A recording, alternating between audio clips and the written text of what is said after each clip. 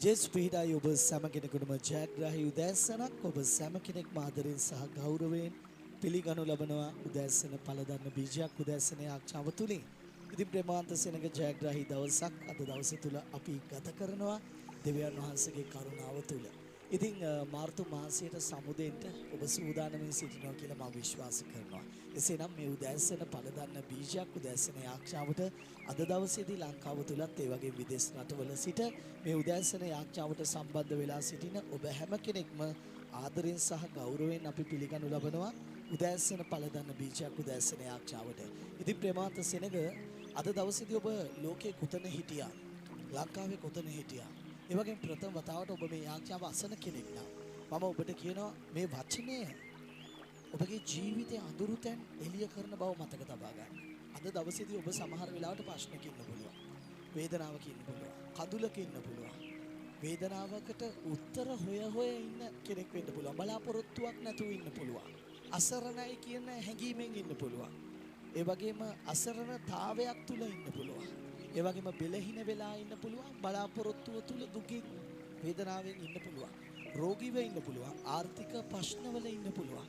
ණයබරකම් වල ඉන්න පුළුවන්. ජීවිතේ ඇබ්බැහිකම් වල ඉන්න පුළුවන්. ඒත් මම ඔබට කියනවා මේ ඔක්කොටම පොදුවේ කතා කරොත් ඔබ යම් අදුරු තැනක ජීවිතේ සංගවිලා ඉන්න පුළුවන්. ඒත් මම අද දවසේදී ඔබට කතා කරන්න යනවා දේව වචනේ ඊටමත් අනර්ග එලිදරව්වා. ඒ තමයි දෙවියන් වහන්සේ ප්‍රකාශ කරපු දෙයක් මේ ලෝකයේ අන්ධකාරත්වය එහෙම නැත්නම් අදුරු වෙලා තියෙන දේවල් ඉවත් කරන්න දෙවියන් වහන්සේ කතා කරපු එලිදරව්වා. අද දවසේදී මම ඔබත් එක්ක කතා කරන්න යනවා. ප්‍රේමාන්ත සෙනඟ වචනේ අද දවසේදී මම ඔබට පෙන්වන්නට යනවා. මේ වචනේ ඔබ දකිද්දී ඔබ මේ වචනේ නිතරම දැකලා තියෙනවා. හැබැයි මේ වචනේ තුල තියෙන එලිදරව්ව ඔබට ඔබගේ ජීවිතයට ආශිර්වාදයක් වෙන්න යනවා. අපි වචනේ තුලට ඇතුල් වෙමු. උප්පත්ති පොතේ පළවෙනි පරිච්ඡේදයේ 3 වෙනි පදය. උප්පත්ති පොතේ පළවෙනි පරිච්ඡේදයේ 3 වෙනි පදය මෙන්න මෙලෙස සඳහන් කරනවා. දෙවියන් වහන්සේ එළිය වේවායි කීසේක එවිට එළිය විය. දෙවියන් වහන්සේ එළිය වේවායි කීසේක එවිට එළිය විය. එහෙනම් දෙවියන් වහන්සේ මොකටද එළිය වේවා කියලා කිව්වේ? දෙවියන් වහන්සේ එළිය වේවා කියලා කිව්වේ මේ ආකාශයට, මේ පොළොව තලයට, ඒ වගේම මේ අඳුරුව තිබෙනව අන්ධකාරයට. ඉතින් මම අද දවසේදී ඔබට කියනවා මේ ආකාශයේ මේ පොළොව තලයේ අතර ජීවත් වෙන කෙනෙක් තමයි ඔබ. එහෙනම් දෙවියන් වහන්සේ එළිය වේවායි කියලා කිව්වනම් දැන් මොකක්ද ඔබේ ජීවිතේ අඳුරු වෙලා තියෙන්නේ? අඳුරු වෙලා තියෙන්නේ ඔබ මේ එළිය වේවායි කියලා කියපු වචනය ඔබගේ කරගෙන නැති එකයි. ඔබගේ උනානම් මේ වචනේ උරුම කරගත්තා නම් උරුමකාරයෙක්ට උරුමයක් තිබෙනවා. උරුමකාරයෙක් උරුමය ආධිපත්‍යයක්සේ උරුම කරගෙන තිබෙනවා. ඉතින් මම අද දවසේදී ඔබට කියන්න යනවා මේ උරුමය ඔබගේ ජීවිතේ හැම දෙයක්ම වෙනස් කරන්න යනවා. මේ උරුමය ඔබගේ ජීවිතේ හැම දෙයකටම පිළිතුරක් බවට පත් වෙන්න යනවා. මතක තබා ගන්න දෙවියන් වහන්සේ එළිය වේවායි කීසේක එවිට එළිය වුණා නම් දැන් අඳුරුව තියෙන්න බෑ කිසිම දෙයක්. අඳුරුව තියෙනවා නම් සාතන් ඒ ස්ථානේ ඇවිල්ලා හැංගුනේ එතන ඔබ විසින් අඳුරු කරපු නිසායි. එහෙම නැත්නම් එතන එළිය ඇති කරා නම් ඔබ සාතන්ට හැංගෙන්න ස්ථානයක් නැහැ. මොකද එළිය ප්‍රකාශ වෙලා ඉවරයි. ඉතින් මම අද දවසේදී ඔබට කියනවා අඳුරුව තියෙන හැම තැනකටම දෙවනාසිකේ එළිය ප්‍රකාශ වෙන්න යනවා.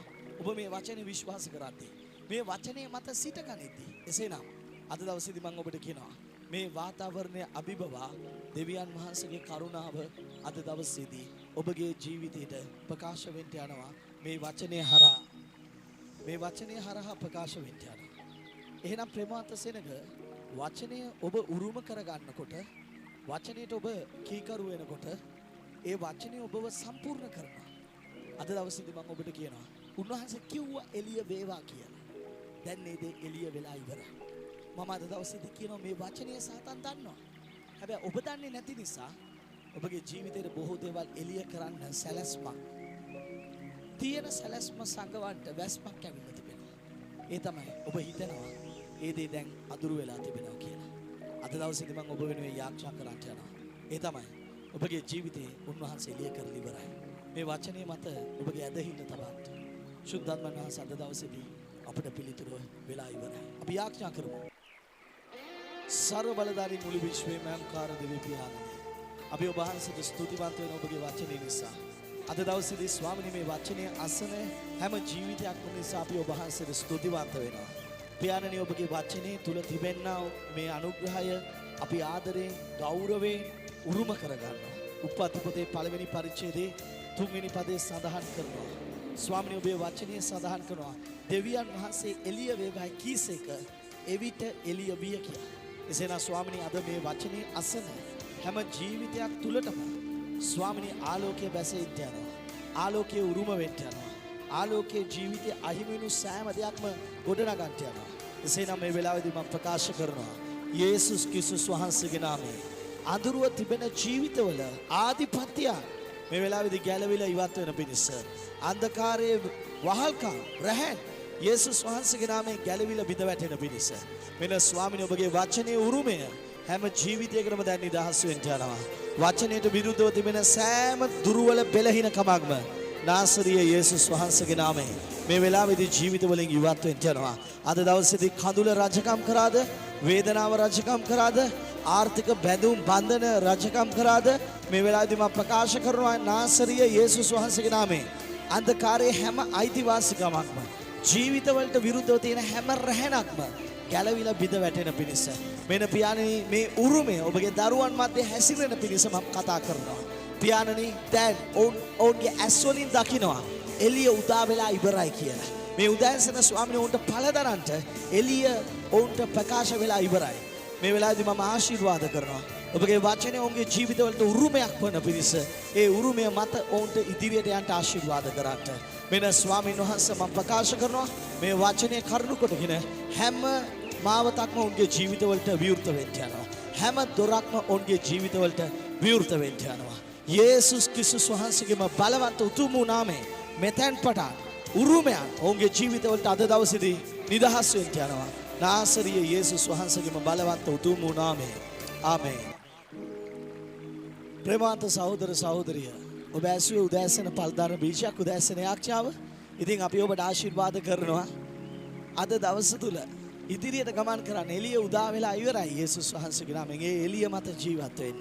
ඉතින් අද දවසේදී අපි ඔබව දැනුවත් කරනවා සිකුරාදා දවසේදී මාතර පොල්ලේන සුභාරංචි දේවස්ථානයේ උදෑසන මහා සිකුරාදා අපි දේවාභිමුඛයේ එකතු වෙන්න යනවා. ඉතින් ආරාධනා කරනවා මහා සිකුරාදා මාතර පොල්ලේන සුභාරංචි දේවස්ථානයට ඇවිල්ලා අභිමුඛයේ දෙවියන් වහන්සේට නමස්කාර කරන්න. ඔබ දන්නවා මහා සිකුරාදා යේසුස් ක්‍රිස්තුස් වහන්සේ කුරුසිය නැගසූ දවස. ඉතින් අපි එය අභිමුඛයේ වචනේ තුලින් ඉගෙනගෙන උන්වහන්සේ අප වෙනුවෙන් දුන්නු උරුමය ගැන අපි මෙනෙහි කරන්නට යනවා. ඒ වගේම අමතක කරන්න එපා අපි කුලියා පිටියට පැමිණෙනවා මහා සිකුරාදා දවසේ සවස් 2:30ට අපගේ සුව කිරීමේ දේව මෙහෙ තිබෙනවා. ඉතින් ආරාධනා කරන හැම කෙනෙක්ට මම එනවා කුලියා පිටියට. ඉතින් සවස් 2:30ට අපගේ සුව කිරීමේ දේව මෙහෙ සමග මහා සිකුරාදා දේව මෙහෙට අපි අතුල් වෙන්න යනවා. හෙට්ටිපොළ කුලියා පිටිය පාරේ අපලදෙණිය හන්දියේ ඩීම් රෙස්ටුරන්ට් කියන ශාලාවට එන්න. ඒ වගේම සෙන්සුරාදා දවසේදී අපගේ මහනුවර දේව මෙහෙ පවත්වනවා. ඉතින් අපි ඔබට ආරාධනා කරනවා මහනුවරට එන්න. උදෑසන 9ට හරියටම මහනුවර උඩ පේරාදෙණිය පාරේ හරියටම ගුඩ් ෂෙඩ් එක තියෙනවා. ගුඩ් ෂෙඩ් එකේ පඩිපෙළ තියෙනවා. ඒ පඩිපෙළ බහැලා ආවන් පස්සේ ජනමැදුරු ශාලාව තියෙනවා. ජනමැදුරු ශාලාවට උදෑසන 9ට එන්න. ඒ වගේම ඉරිදා දවසේදී මාතර පොල්ලේන සුභාරංචි දේවස්ථානයේ උදෑසන 9ට ඒ වගේම සවස් 2:30ට ගාල්ලේ පවත්වනවා දේව මෙහෙ. ඉතින් අපි ඔබට ආරාධනා කරනවා ගාල්ලට එන්න කියලා සවස් 2:30ට. ඒ වගේම ඇඹිලි පිටියේ මේ සතියේ තියෙනවා සාදුදා හරියටම සවස් 2:30ට ස්ථානය තමයි ඇඹිලි පිටියේ නවනගර පාරේ සෆාය හොටෙල් එකේ තමයි සෙලන් බැංකුව ඉස්සරහ තියෙන්නේ. ඒ වගේම විශේෂ දැනුවත් කිරීමක් ඒ තමයි මාතර පොල්ලේන සුභාරංචි දේවස්ථානයේ පළවෙනිදා. හෙට පොයේ දවසේ සුව කිරීමේ දේව මෙහෙය. ලංකාවේ විවිධ ස්ථානයන් වල සිටින අයට ආරාධනා කරනවා අමතක කරන්න එපා පොයේ දවසේ දේව අභිමුඛයට එන්න. ලංකාවේ බලවත් පුදුම දේවල් ඇති වෙන්නා විසඳුම් භූමිය තමයි මාතර පොල්ලේන සුභාරංචි දේවස්ථානයේ සුව කිරීමේ දේව මෙහෙය. ඉතින් අපි ඔබට කියනවා මිස් කරගන්න එපා. බොහෝ ජනතාවක් සුවේ ලබන්නා වූ සජීවී සුවේ ලබන්නා වූ මේ මොහොතේ සුවේ අත්දකින්නා වූ ඉතාමත් බලවත් දෙවියන් වහන්සේගේ අවධානය දිනාගත් අවසුවමයක්. ඉතින් අපි ආරාධනා කරනවා ඔබ හැම කෙනෙක්ටම එන්න කියලා මාතරපොල් වෙන සුභාරංචි දේවස්ථානයේට පොයේ දවසේ උදෑසන 9ට. එනම් ඔබට මේ සියලු විස්තර ගැන අපි දැනුවත් කරන අතර දිනපතා අපගේ YouTube නාලිකාව සමග රැඳී සිටින්න අපි ඔබට ආදරේ ඒ වගේම අපි ඔබ වෙනුවෙන් යාක්ෂා කරනවා. හැම ප්‍රශ්නයකදීම වේදනාවකදීම අපිට කතා කරන්න 076 74 74 062 WhatsApp කරා අපි ඔබ වෙනුවෙන් සේවය කරන්න සූදානම්ව සිටිනවා. එනම් ඔබට ජයග්‍රාහී කාලයක් සෙනග ප්‍රීතියෙන් සතුටෙන් සමාදානයෙන් ඉදිරියට යන්න. ජේසු පිටයි.